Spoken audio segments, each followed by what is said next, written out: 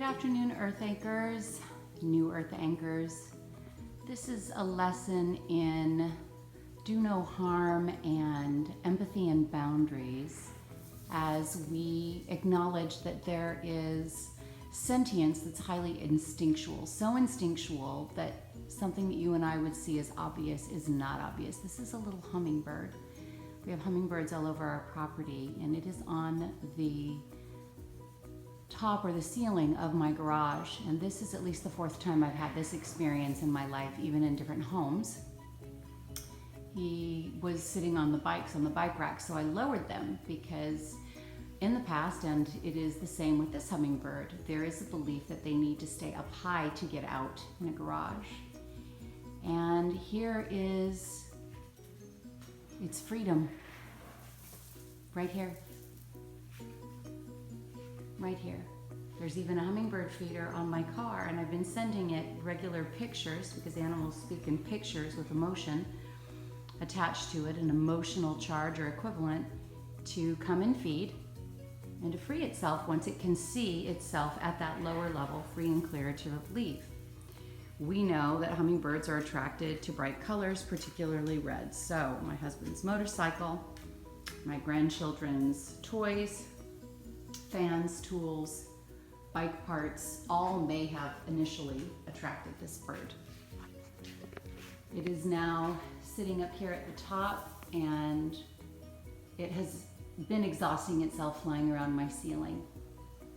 And there's going to be a challenge in collecting this sweet little angel. It is one of those that has kind of a shimmery green back, and in the light you really can't tell. But in the past, I've had to wait until the bird exhausted itself, until that little hummingbird just became so fatigued that it couldn't fly anymore and its blood sugar was low.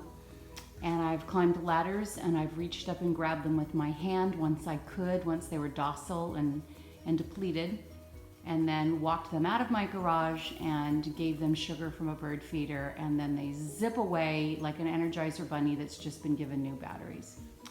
So holding space that the sentience that has such a keen sense of survival, but sometimes is limited by its lack of innovation and maybe even some intuitive foresight about how to solve its problem.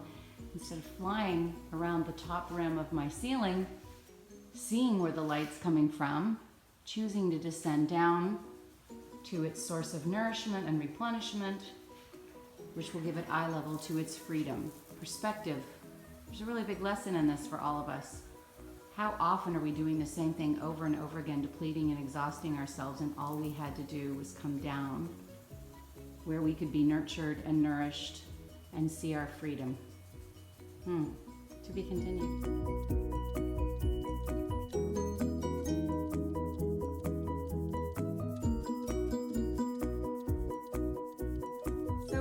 I stepped out to my garden to do a little bit of heirloom seed replanting in areas that were attacked by squirrels, things that had just come through their season, and left the bird to its own intuitive instruction. And that is not blood, that is the sugar liquid that my husband purchased to allow them to drink out of the feeder.